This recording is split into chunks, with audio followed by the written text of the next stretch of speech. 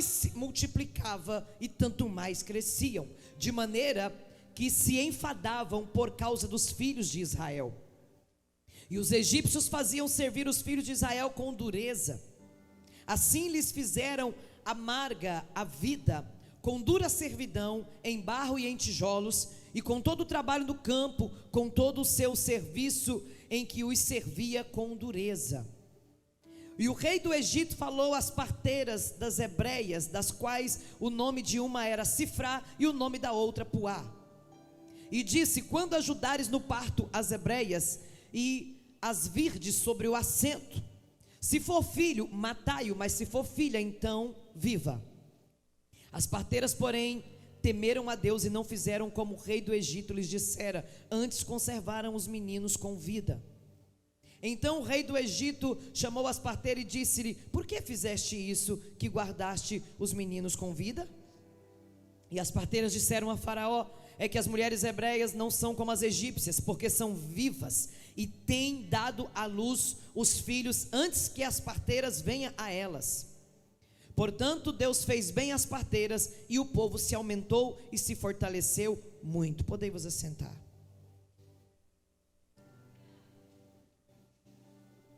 Deus tem uma palavra para você.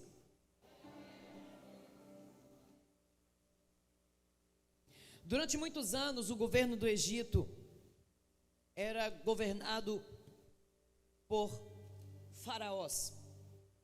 Faraó era um título que se dava a esses reis que governavam o Egito. No tempo em que Faraó governava, houve uma grande fome. Como vocês já sabem da história, eu quero adiantar um pouco mais. José estava no governo, e porque José estava no governo, o Egito e boa parte da terra foi poupado daquela fome. Então, o faraó que conhecia José, ele respeitava não só José, mas os seus descendentes, que também foram morar no Egito.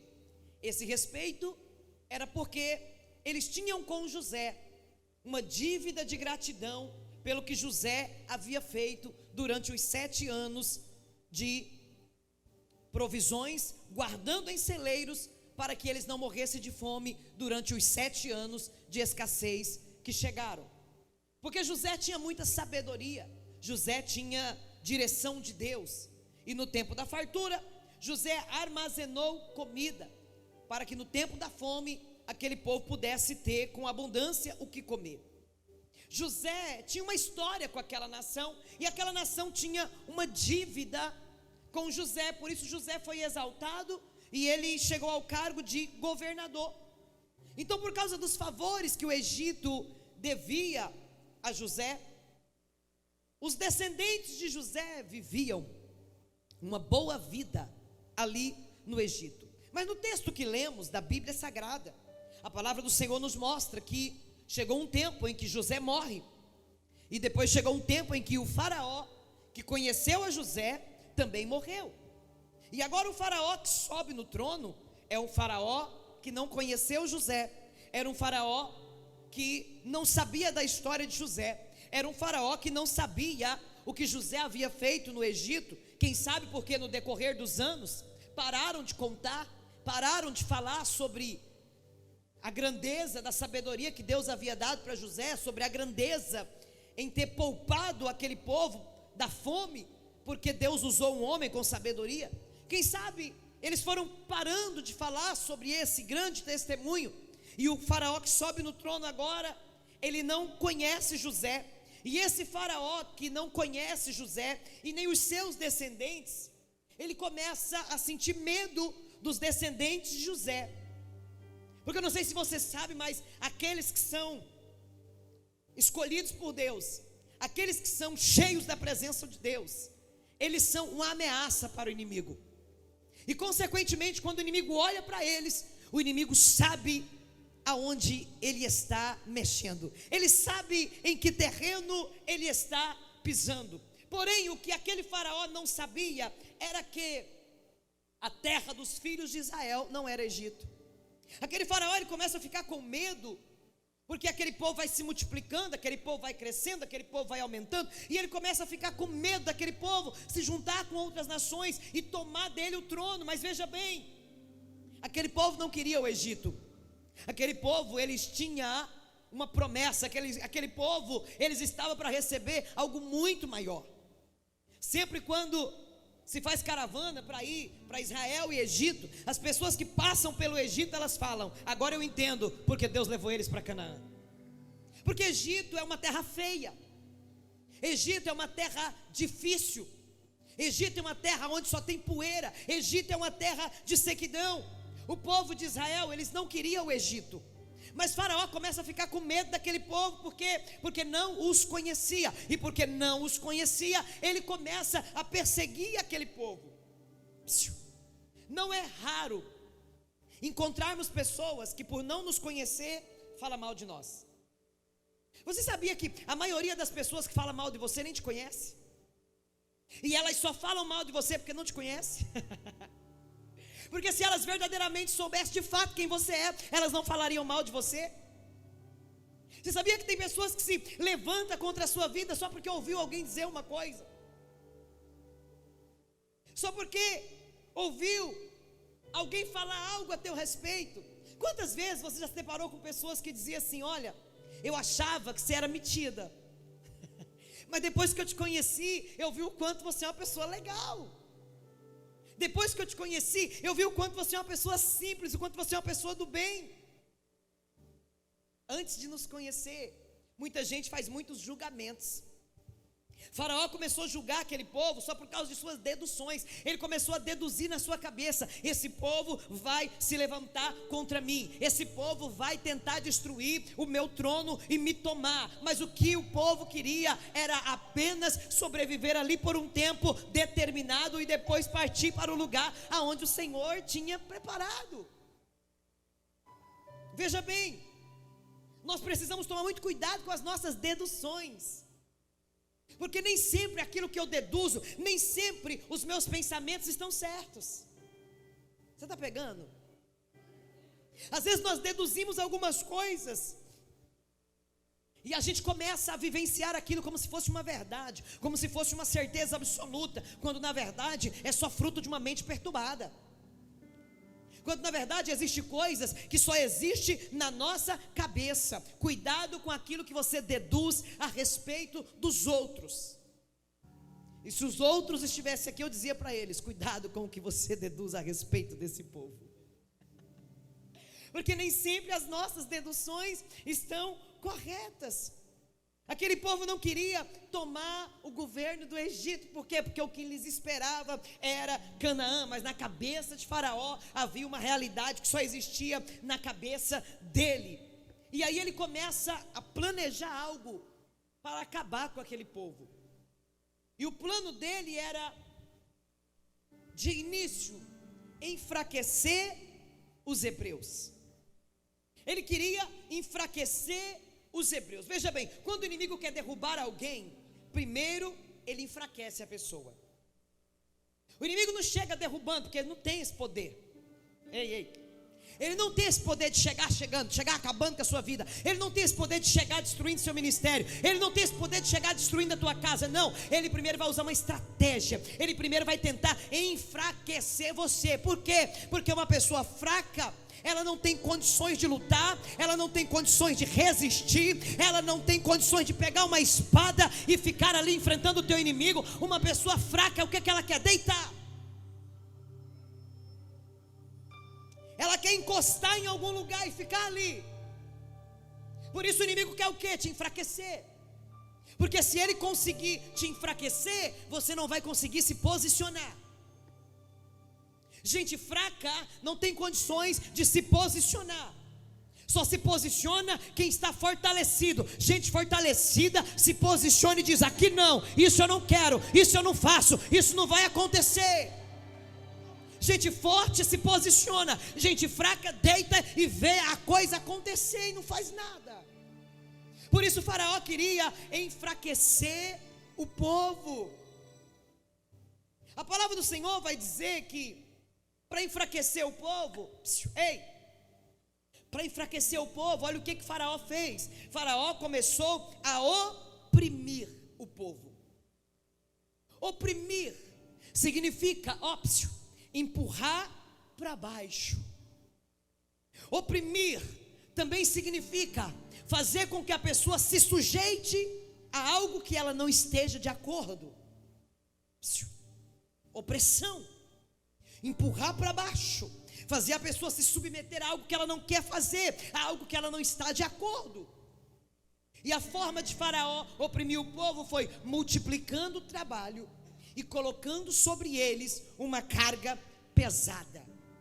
Porque aquele povo agora, eles se tornam escravos. Então Faraó vai oprimir aquele povo, multiplicando o trabalho e colocando carga pesada. É por isso que quando Jesus vem, em Mateus 11, 28, ele vai dizer: tomai sobre vós o meu jugo,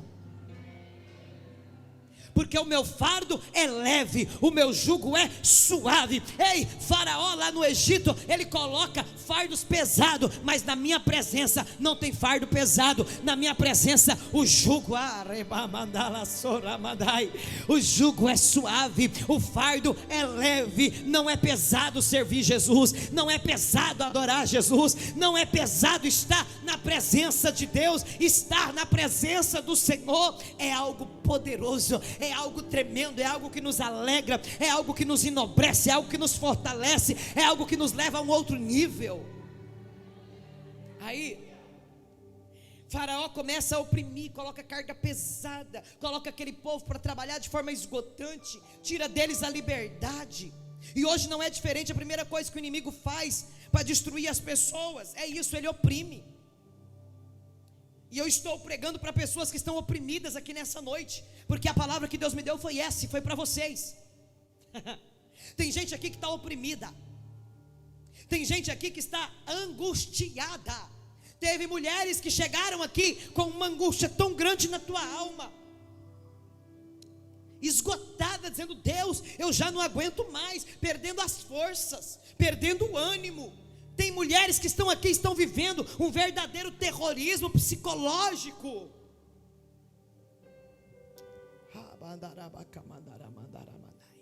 E sabe por que o inimigo está fazendo isso com você? Porque você é uma ameaça para ele. Porque você é uma ameaça para ele. Ele sabe que você de pé, ele sabe que você orando, ele sabe que você jejuando, ele sabe que você congregando, ele sabe que você no altar de Deus é alguém poderoso em Deus. Por isso ele está te oprimindo, por isso ele está tentando te enfraquecer, por isso essa angústia está querendo te matar, te derrubar. Teve gente que entrou aqui hoje, ainda no dia de hoje você diz: melhor é morrer do que viver. Se for para viver desse jeito, é melhor morrer. Os hebreus estavam sendo oprimidos, eles estavam sendo escravos, trabalhavam sem remuneração, debaixo de chicotada e debaixo de uma pressão psicológica muito grande. Mas o que eu acho lindo da palavra é que a Bíblia diz que mesmo eles estando escravizados, mesmo eles sendo oprimidos, eles não paravam de crescer.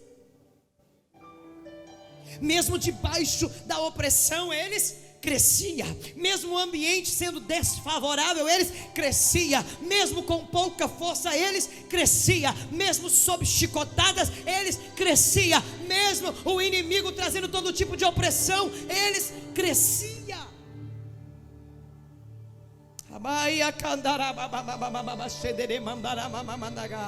Eles cresciam. E eu venho com uma palavra de Deus para a tua vida nessa noite. Quem é que pode receber? Eu declaro em nome do Senhor Jesus que essa opressão não vai te impedir de crescer. Eu venho profetizar: essa angústia não vai te impedir de crescer. Eu venho profetizar: o que falam a teu respeito não vai te impedir de crescer. O que estão fazendo com você não vai te impedir de crescer. O que você está passando hoje não vai te impedir de crescer. Você vai crescer, você vai crescer, você vai se multiplicar, você vai ver a glória de Deus sobre a tua vida no meio desse sofrimento. Deus vai se manifestar no meio desse sofrimento, Deus vai se manifestar no meio dessa angústia, Deus vai se manifestar no meio dessa dor, Deus vai se manifestar no meio dessa tormenta.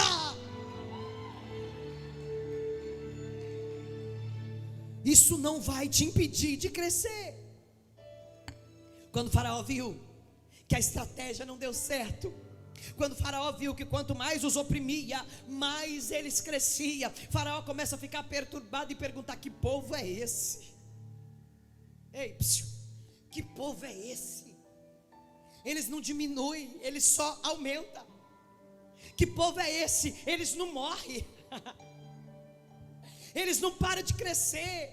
Por que é que a minha estratégia não dá certo com eles? Eu profetizo: toda ferramenta preparada contra ti não vai prosperar. Tudo que o inimigo está usando contra a tua vida não vai dar certo. Ele quer te tirar do sério. Ele quer te tirar do propósito. Ele está fazendo de tudo para você perder a noção, perder as estribeiras. Mas toda ferramenta preparada contra ti não vai dar certo. Deus vai frustrar os planos do inimigo contra a tua vida. Deus vai frustrar os planos do inimigo contra a tua casa. Deus vai frustrar os planos do inimigo contra o teu ministério. Deus vai frustrar todo o plano do diabo contra ti.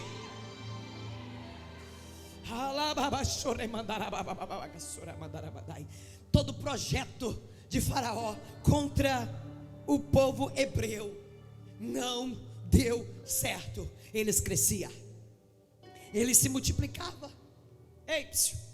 Sabe por quê? A maioria das pessoas abortam grandes vitórias de Deus nas suas vidas, porque o inimigo tira de letra a reação de algumas pessoas. E como o inimigo tira de letra algumas reações de algumas pessoas, ele sabe por onde atacar, ele sabe como fazer para desanimar, para desfalecer, para roubar a bênção. Tem pessoas que o inimigo olha para elas e ele sabe, ele fala bem assim: se eu tocar na vida financeira, eu enfraqueço ela, eu enfraqueço ele. Porque aí ele vai murmurar, ela vai murmurar, vai começar a reclamar, vai blasfemar, vai desanimar. Tem gente que o inimigo sabe, se ele tocar na saúde, vai começar a dizer: Deus se esqueceu de mim, Deus me abandonou, Deus não quer nada comigo. Como é que eu vou fazer a obra de Deus assim? Não quero saber de ministério, não quero saber de nada. Tem pessoas que o inimigo já sabe. Ele sabe que se tocar no casamento, a pessoa vai dizer: não quero mais saber de igreja, não quero mais saber de Deus, eu não quero mais saber de nada. Mas quando o inimigo, ele se depara com um homem, uma mulher que serve a Deus, não apenas pelo que ele dá, não apenas pelo que ele faz, e ele se depara com essa pessoa, ele perturba, ele persegue, ele toca no casamento, ele toca na vida financeira, ele toca na saúde, ele toca nos filhos. E sabe o que essa pessoa faz? Ela adora, ela adora, ela adora. Quem é que está adorando? Mesmo que o inimigo está se levantando, mesmo que o inimigo está perseguindo, mesmo que o inimigo está tocando, mas você veio adorar. Ele está tocando, mas você está adorando. Ele está perseguindo, mas você está adorando. Ele está se levantando, mas você está adorando. Ele está ameaçando, mas você está adorando. Já tem demônio perturbado aqui nessa noite, já tem demônio confuso aqui nessa noite, sem entender. Sabe por quê? Porque ele achou que você ia murmurar, ele achou que você ia desanimar, ele achou que você ia desistir. Mas você está aqui, mesmo com pouca força, você está aqui. E já tem demônio olhando um para o outro e perguntando: por que ela não para? O que acontece com ela? Eu pensei que ela ia desanimar. Por que é que ela não desanima? Por que é que ela não desiste? Por que é que ela não parou de ir para a igreja? Já tem demônio olhando um para o outro e perguntando: o porquê é que essa pessoa não para? O porquê é que eu não consegui acabar com a vida dela? Por que eu não consegui acabar com a vida dele? Levanta tua mão e diga: que eu sou duro de matar, é que eu tenho a marca da promessa. Eu sinto a glória de Deus tomando toda essa casa. O diabo não está mexendo com qualquer crente, não. Ele está mexendo com gente que foi marcada. Ele está mexendo com gente que foi marcada para um grande propósito, gente que foi marcada para viver o sobrenatural de Deus. E aqueles que são marcados, ele não mata, ele não mata, ele não mata. Eu sinto a unção de Deus espalhando sobre toda a casa. Ele não mata quem está revestido pelo propósito. Ele não mata, ele não vai te matar.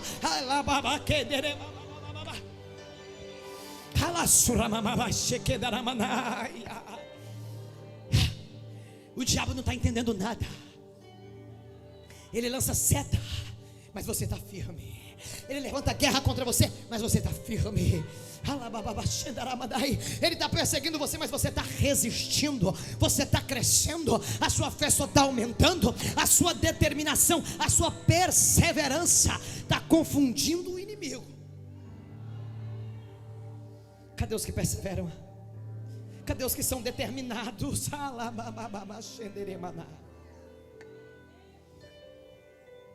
Qualquer pessoa em meu lugar já teria desistido. Qualquer pessoa em seu lugar já teria desistido. Mas você é diferenciada. Bata no peito e diga: eu sou diferenciada.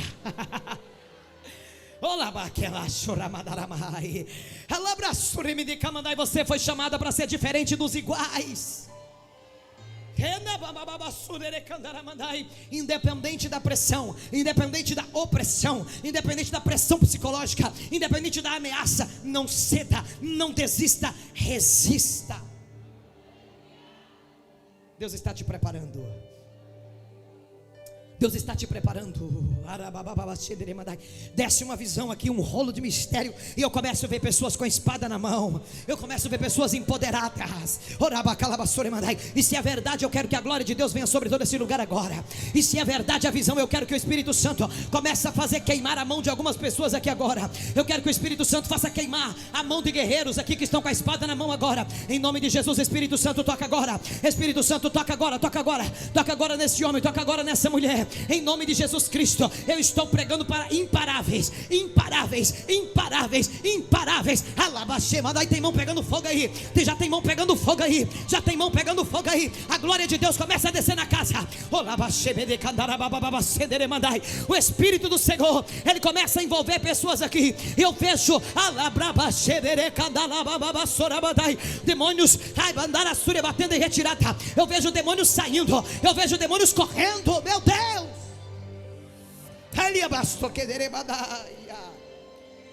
Aquele que tem convicções que Deus existe e que é com Ele se torna imparável. Você precisa ter essa convicção que Deus existe e Ele é com você. Diga: Deus existe e é comigo. Deus é contigo. Ele existe e Ele é contigo. Quando o faraó percebe que o povo era imparável, indestrutível, ele dá uma ordem. A ordem era: todos os meninos que nascer devem morrer. Por que meninos? Porque se tornando homens poderiam fazer parte de um exército. O inimigo, ele só quer matar aqueles que têm potencial. Só quem tem potencial. As mulheres não representavam perigo, porque mulheres não iam para a guerra. Só que o que Faraó não sabia é que as mulheres daquela época, elas não guerreavam com espada, mas elas guerreavam com estratégia. Eu profetizo estratégia para você guerrear. Você não vai precisar usar a força do seu braço. Deus vai te dar estratégia. Deus vai te dar sabedoria. É estratégia. Você não vai precisar esforçar, não. É estratégia, é sabedoria. Foi nesse contexto, em uma época que mulheres não podiam dar à luz a meninos, que uma mulher chamada Joquebede vai ficar grávida. E eu imagino Joquebede grávida. Eu quero passar rápido essa passagem aqui para nós chegar no fim. Imagina Joquebede grávida, pensando: Senhor, tomara que seja menina, porque se for menino eles vão matar. Tomara que seja menina. A Bíblia diz que passaram-se os 9 meses, nasce. Quando Joquebede olha, menino. Sabe aquela situação que você orou na sua aflição e disse: Deus, tomara que seja assim. Deus, tomara que seja assim. Tomara que aconteça assim. E de repente acontece o contrário. Quem já passou por isso? E aí na hora que acontece totalmente o contrário, você fica: meu Deus, o Senhor me abandonou. Meu Deus, o Senhor não viu tanto que eu pedi. O Senhor não viu tanto que eu orei. Ei, Se aconteceu totalmente o contrário do que você pediu, é porque Deus tem um plano. Não é porque Deus te esqueceu, não é porque Deus te abandonou, é porque Deus tem um plano, e o plano de Deus é superior ao seu. O plano de Deus é maior do que o seu. Deus tem um plano superior, por isso Ele permitiu acontecer do jeito que aconteceu. É porque Deus tem um plano. O menino nasce debaixo de um decreto, de uma sentença de morte, porém ele era projeto de Deus.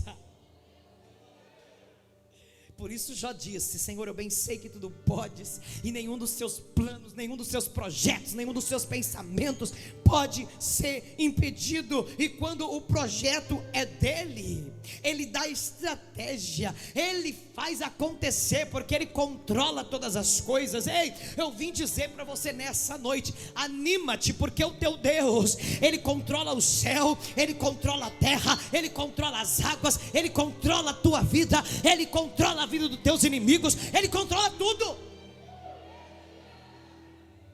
Meu Deus. Você pode até programar, mas vai ser do jeito que Deus projetou. Você pode até fazer o projeto bonitinho, mas vai ser do jeito que Deus projetou. Deus já tem a planta, irmão. Você está aí querendo projetar, mas Deus já tem a planta. E Ele diz: vai ser desse jeito. Joquebede vê nascer o que ela não queria ver. Menino nasce. Ela não queria ver ele morrer no Nilo como os outros, que nascia já jogava no rio Nilo para morrer. Meu Deus. Então a palavra do Senhor vai dizer que Deus vai dar estratégias para ela criar o menino. Presta atenção e pega. Vai pegando a visão aí. Deus vai dar para ela estratégia para criar o menino. Ela não vai ficar chorando, dizendo: ai Deus, o Senhor me deu um menino, agora vai morrer na mão de Faraó. Tem gente que quando está na hora da adversidade, ela só profetiza coisa ruim. Conhece alguém assim? Passa pelo dia mal, só declarando coisa ruim. Joquebede não. Joquebede não. Ela se posiciona. Ela não vai lamentar. Ela não vai abandonar o menino para morrer. Não. Ela não vai murmurar. Não. Ela não vai dar para outro. Não. Ela vai cuidar. Diga comigo: ela vai cuidar. Aprenda a se responsabilizar por aquilo que Deus coloca nas suas mãos. Se foi verdadeiramente Deus que colocou nas suas mãos, se responsabiliza. E quando a gente está cuidando daquilo que Deus coloca na nossa mão, tem hora que fica difícil, e tem hora que fica mais difícil ainda, e tem hora que fica mais difícil. Sabe o que eu tenho para dizer para você? Não vai ficar fácil, é você que vai ter que ficar forte.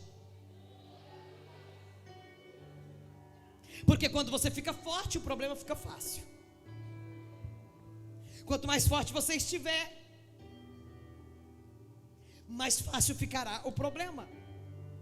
Quando tiver difícil, não desfaleça. Deus vai te dar estratégia para continuar cuidando. Deus vai te dar estratégia para continuar zelando. Os filhos das outras mulheres hebreias, deixa eu falar uma coisa, todos foram mortos, mas o de Joquebede estava escondido. Sabe por quê? Porque quando Deus tem um projeto, quando Deus tem um negócio contigo, você tem um negócio com Ele, acontecem coisas inéditas. Você pode crer nisso? Você pode crer que o que Deus vai fazer na sua vida, Ele ainda não fez na vida de ninguém, vai ser inaugurado em você, vai ser inaugurado na tua história, vai ser inaugurado na tua vida.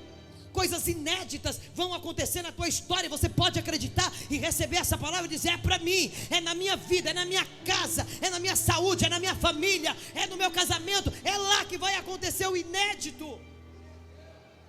Você pode até ouvir muita gente dizer assim: ah, quando eu passei por isso, não consegui não, parei, desanimei, desisti. você tem que levantar a tua voz com autoridade e dizer assim: mas comigo não. Ah, mas o filho da fulana estava desse jeito, nas drogas, morreu nas drogas. Psiu, levanta a tua mão e diga: mas o meu não.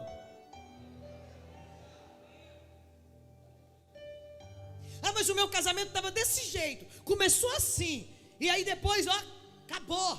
Psiu, levanta a tua voz e diga: mas o meu não. Tudo que o diabo quer é que você concorde com ele. Tudo que o diabo quer é que você concorde com as pessoas frustradas. E frustre também. Mas você precisa ter autoridade de dizer: comigo não. O inédito vai acontecer na sua vida. Diga: comigo não. Não aceite com facilidade, irmãos, resista. Não aceite com facilidade, resista. Resista.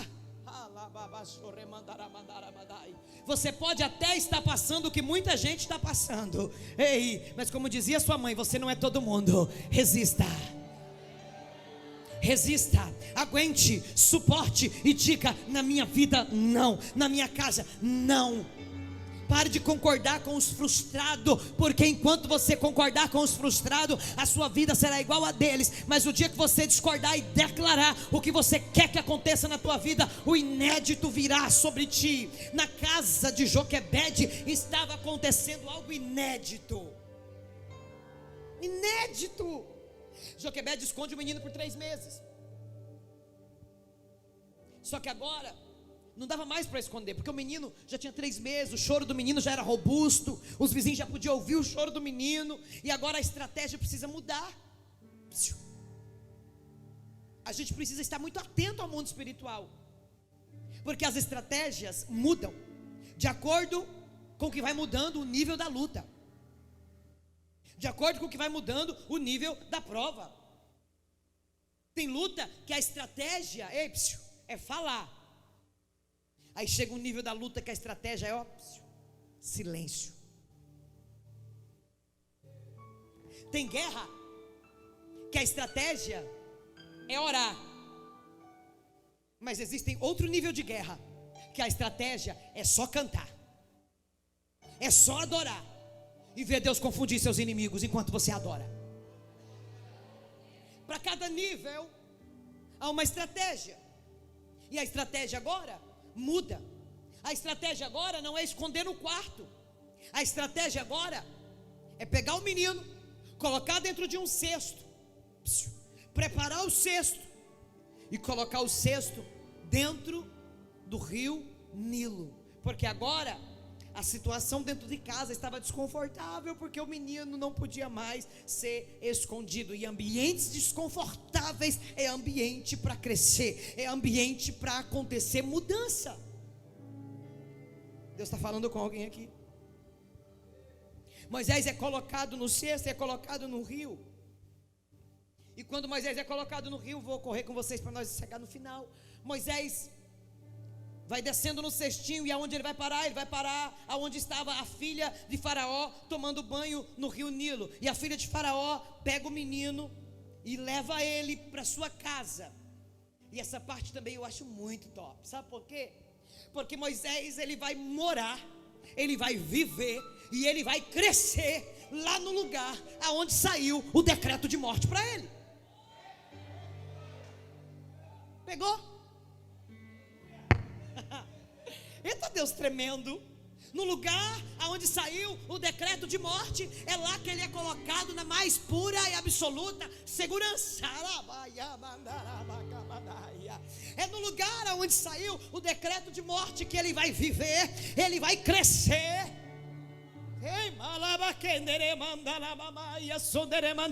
Levanta a mão que eu quero profetizar sobre a sua vida. Você vai viver e você vai crescer no mesmo lugar aonde o diabo prometeu te matar. Você vai viver e você vai crescer no mesmo lugar aonde o inimigo tentou te destruir, aonde o inimigo projetou a sua derrota. É lá que você vai viver, é lá que você vai crescer, é lá que você vai alcançar tudo aquilo que era impossível de ser alcançado. Oh glória! Ele cresce no Egito, E a Bíblia vai dizer que, ao ver a injustiça que era cometida contra os hebreus, ele vai matar um homem. E porque ele mata esse homem para fazer justiça com as próprias mãos, ele precisa fugir do Egito. Fugindo do Egito, ele vai para o deserto. Chegando no deserto, ele olha para uma sarça. O que é uma sarça? É uma árvore, um espinheiro. E ele olha para aquela sarça e ele contempla uma visão. Ele vê a sarça pegando fogo, mas o fogo não consumia. A sarça não virava carvão, a sarça não virava cinza. O fogo não consumia a sarça. E ele olha para aquela visão e ele fala: tem algo diferente aqui. E quando ele vai se aproximando, o Senhor diz: Moisés, tira a sandália do teu pé, esse lugar é santo. Você está pisando numa terra santa, porque todo lugar onde Deus se faz presente, ele muda, o ambiente fica diferente, o ambiente fica santo. Aí o Senhor diz: Moisés, volta lá no Egito, aonde você saiu fugido, aonde você saiu desesperado, volta e tira o meu povo de lá. Aí a Bíblia diz que Moisés vai. Quando Moisés chega no Egito, que ele fala com o faraó, sabe o que Deus faz? Deus endurece o coração de faraó. E você precisa entender isso. Por que Deus endureceu o coração de faraó? Para manifestar a glória dele no Egito. Se Deus não endurece o coração de faraó, a glória dele não era manifestada no Egito. Moisés chega e diz: deixa o meu povo ir para o deserto, a um lugar específico, adorar o Senhor. Faraó diz: não. Coração endurecido, não. Aí o Senhor manda uma praga. Moisés vai lá de novo: deixa o povo sair. Faraó, coração endurecido, diz: não, segunda praga. E assim sucedeu, e a Bíblia diz que foram 10 pragas. Até que na 10ª praga, a morte de todos os primogênitos, Faraó não resiste, porque o seu filho primogênito morre. Então Faraó diz: leva esse povo embora. E a Bíblia vai dizer que o povo começa a sair do Egito, o povo começa a ir embora.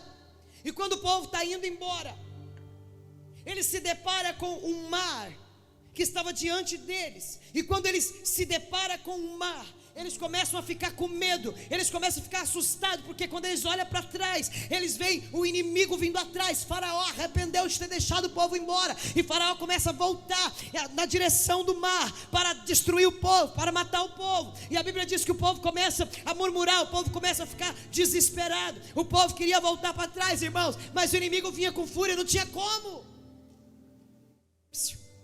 Sabe o que o Espírito Santo me disse?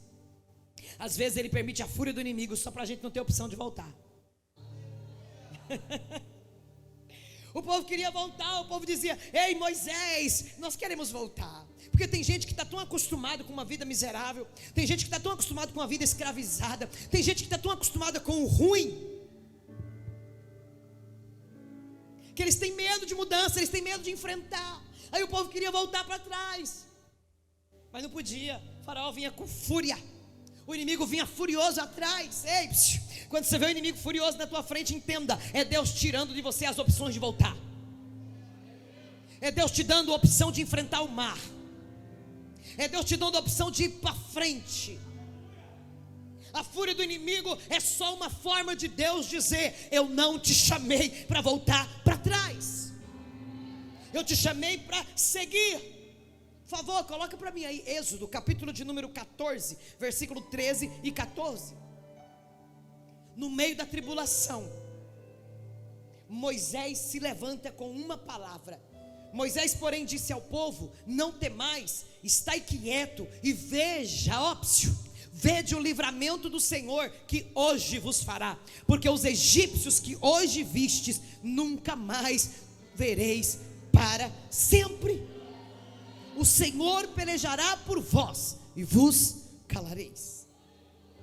Moisés levanta com um decreto, Moisés levanta com uma palavra, dizendo: não temas, não se assuste. Esses egípcios que vocês estão vendo agora, eles serão consumidos, eles serão destruídos, será para sempre. Ei, vai ter calabandarai, Deus te candaraia. Ouviu a tua oração, Deus viu a tua aflição, Deus viu a angústia com que você chegou aqui hoje, e Ele está dizendo: ei, eu vou cessar esse mal para sempre, eu vou cessar essa perseguição para sempre, eu vou cessar essa tormenta para sempre. Ei, vai ser para para sempre. Ele vai te tirar desse vale e vai ser para sempre. Ele vai te tirar das mãos de quem te escraviza e vai ser para sempre.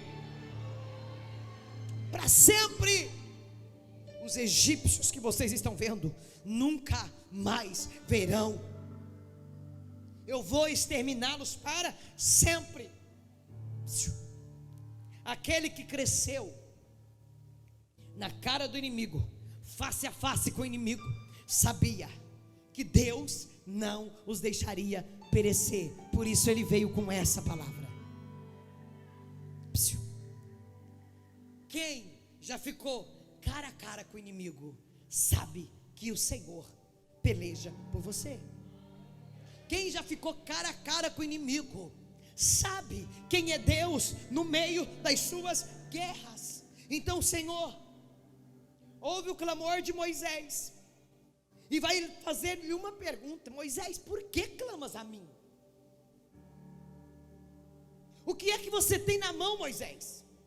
Moisés mostra e diz: Senhor, eu tenho ele tinha o que, irmãos? Cajado. Cajado é um símbolo de autoridade. O que você tem na mão, Moisés? Cajado. Então você tem autoridade. Você tem autoridade, Moisés. Você tem autoridade para romper esse mar. Você tem autoridade para atravessar com esse povo. Você tem autoridade para vencer esse problema. Eu quero profetizar na tua vida autoridade. Você que está aí com medo de atravessar esse mar, com medo de atravessar essa dificuldade, eu profetizo autoridade. Eu declaro sobre a tua vida autoridade. Eu declaro sobre as suas mãos autoridade. Em nome de Jesus, autoridade para fazer calar teu inimigo. Autoridade em nome de Jesus. Receba autoridade. Aí Moisés está lá cheio de autoridade. Porque clamas a mim? Diga aos filhos de Israel que macho que Deus estava dizendo era Moisés. Só se posiciona. Só fica posicionado aí, Moisés. Aí a Bíblia diz que Moisés se posiciona. Uma coisa que muita gente não sabe é o seguinte: quando você se posiciona, Deus se posiciona do seu lado. Ele só quer que você se posicione, porque quem vai fazer não é você, é Ele. Você vai se posicionar, mas quem vai operar é Deus. Você vai se posicionar, mas quem resolve o problema é Deus. Você vai se posicionar, mas quem abre o mar é Deus. Você vai se posicionar, mas quem quebra o orgulho do homem é Deus. Você vai se posicionar, mas quem vai fazer a obra é o Senhor. Você vai se posicionar, mas quem vai tirar a cegueira espiritual é Deus. Quem vai salvar é Deus. Quem vai operar é Deus. Você só precisa se posicionar. Você só precisa parar de ser bobinha e concordar com tudo. Você só precisa parar de abaixar a cabeça para tudo. Você só precisa se posicionar. Moisés se posicionou, pegou o seu cajado, tocou nas águas. Aí a Bíblia diz que Deus fez o quê? Soprou com as suas narinas. A Bíblia diz que Deus, irmão, não estendeu nem a mão. Não. O problema estava tão facinho que ele só, com o sopro das narinas de Deus, o mar vermelho, ó.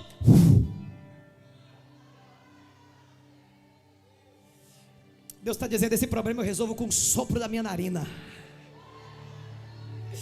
Parece gigante para você, mas com o sopro da minha narina eu quebro toda a barreira que está diante de ti, com o sopro da minha narina. E você pode nesta noite celebrar e dizer: eu creio nesse Deus, eu celebro esse Deus, eu adoro esse Deus, eu confio nesse Deus. Com o sopro da sua narina ele abre o mar, o povo passa, e do outro lado, enquanto Miriam pegava o seu tamboril e cantava o Alabagaia Suriamandarai, os hebreus viam os egípcios morrendo afogados. Por quê? Porque quando Deus abre o mar, o povo de Israel passa, mas o inimigo não passa. O povo passa e o inimigo pensou: vou passar também, mas Deus disse: não tenho negócio com você, o meu negócio é com o povo povo de Israel. Quando o povo passou, o mar fechou, e os inimigos que eles viram aquele dia nunca mais tornaram a ver, porque morreram afogados. Porque o Senhor é aquele que vela por todas as coisas. Não era afogado que Faraó matava os meninos, pois é, foi afogado que o exército dele morreu. Eu quero profetizar: tudo aquilo que o inimigo quer usar como instrumento de morte para a tua vida, vai ser usado contra ele, vai ser usado contra a vida dele. Porque Deus está te tomando pela mão e está dizendo: ei, foi para isso que eu te preparei. Você não morreu, sabe por quê? Porque você nasceu para um propósito. Eu tenho um propósito com você, eu tenho um propósito com a tua vida. Era para você ter morrido, era, mas o Senhor tem um propósito contigo. Era para tua mãe ter te abortado, era, mas o Senhor tem um propósito contigo. Eu sei que você já ouviu: olha, a tua mãe queria te abortar quando ela engravidou, foi uma gravidez indesejada. Pois é, mas Deus tem um propósito contigo. E os propósitos de Deus nada tem a ver com as vontades humanas. São propósitos, são propósitos. Você está viva por um propósito, mulher. Você está vivo por um propósito, homem. Para de pensar que você é uma folha levada ao vento, que Deus não tem nada contigo. Você só está vivo, só está viva porque Deus tem um propósito. Você nasceu para esse propósito. Você sobreviveu até o dia chamado hoje porque Deus tem um propósito. E porque Deus tem um propósito, Ele diz: se levanta, se posiciona. Eu vou abrir esse mar para você passar. Eu vou abrir esse mar, eu vou abrir as portas, eu vou quebrar ferrolhos de ferro, eu vou quebrar porta de bronze. Eu sou o teu Deus, diz o Senhor.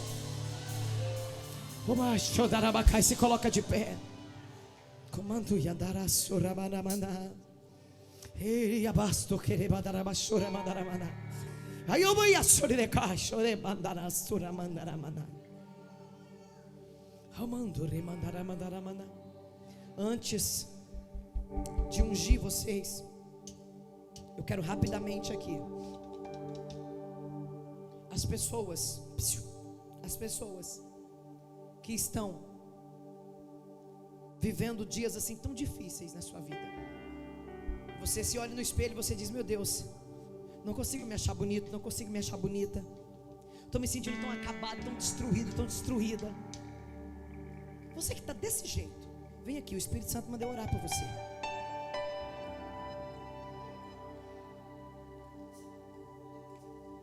Você que está se sentindo um ninguém.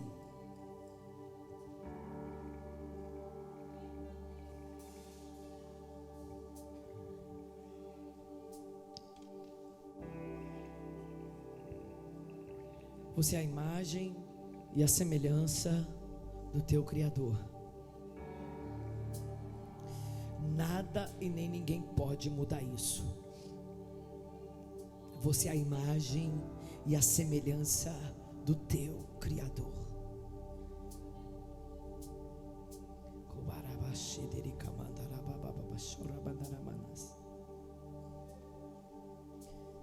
Oh, Jesus.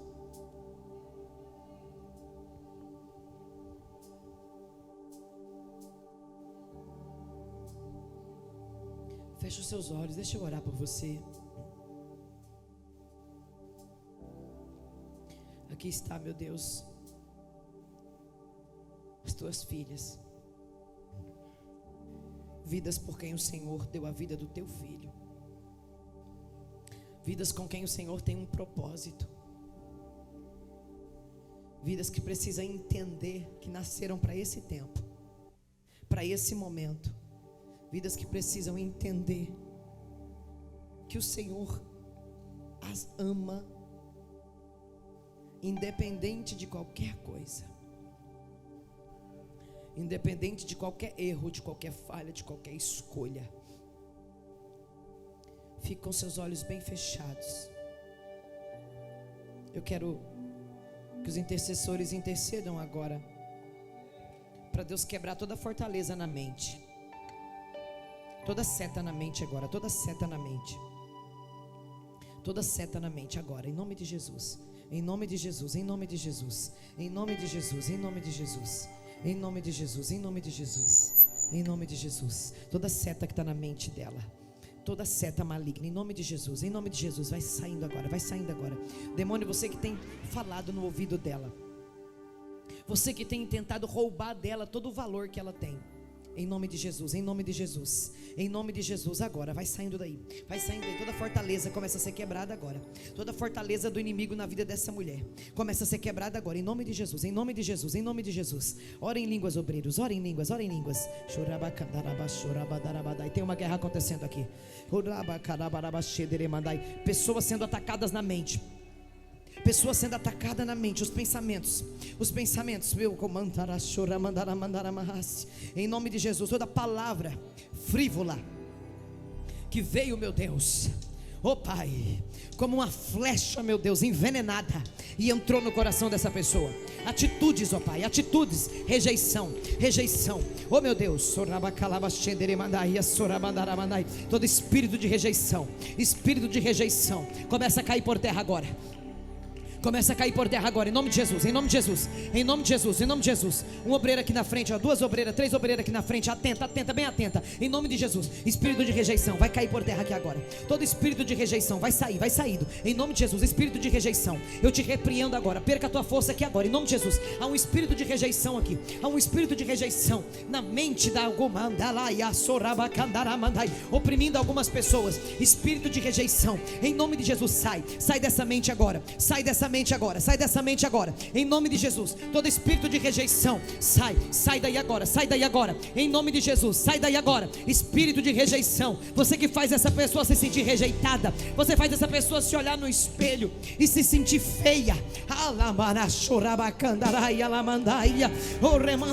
e você que disse para ela que ela vai morrer assim, que nada vai mudar, que não vai ter mudança, que não vai ter transformação na vida dela, em nome de Jesus, eu cancelo agora todas as palavras malignas do diabo contra essa pessoa. Eu cancelo em nome de Jesus, eu cancelo essas palavras agora, eu cancelo essas palavras agora, em nome de Jesus agora. Eu cancelo essas palavras, eu cancelo em nome de Jesus Cristo, espírito de derrota, sai daí agora, solta essa mente agora, sai no nome de Jesus. O diabo tem falado para algumas mulheres aqui: você é feia, por isso você não casou, por isso o seu relacionamento não dá certo, por isso você sempre é trocada por outra. Lança essa mentira do diabo fora da tua mente. Lança essa mentira fora da tua mente. Em nome de Jesus, sai daí, demônio. Sai daí, espírito de rejeição. Sai daí agora. Um fogo começa a queimar. Um obreiro lá atrás ajudando. Isso.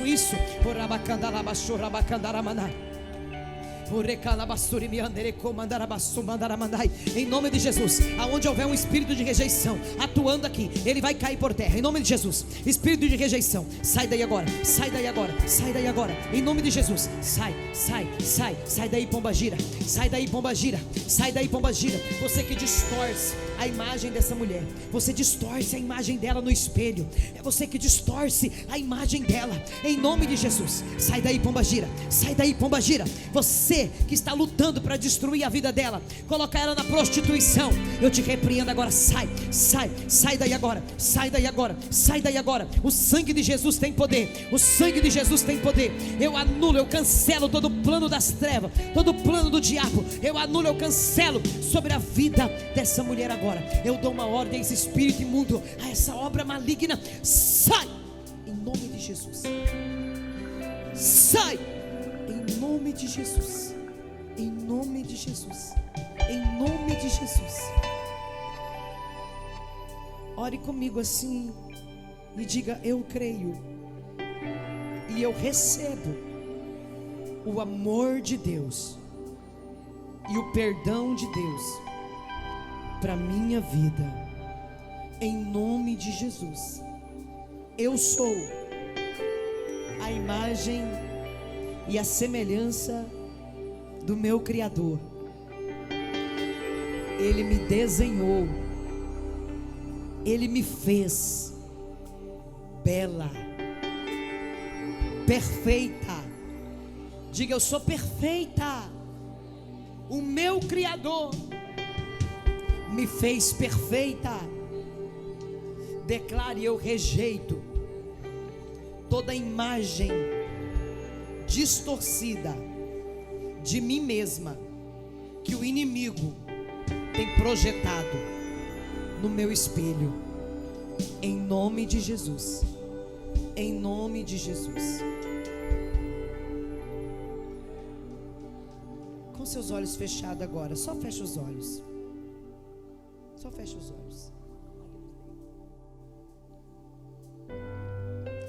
Eu só quero que você sinta o amor de Deus aí. Não peça mais nada, só o amor de Deus. Eu quero que você receba o amor de Deus. Tem pessoas que têm dificuldade de receber o amor.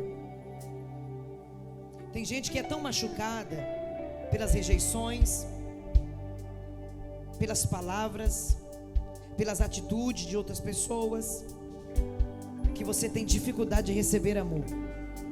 Receba o amor de Deus aí agora. Receba o amor do Pai. Eu quero só que você receba o amor do Pai aí agora. Só fecha os seus olhos e deixa o Espírito Santo te abraçar, que é uma unção de cura aqui.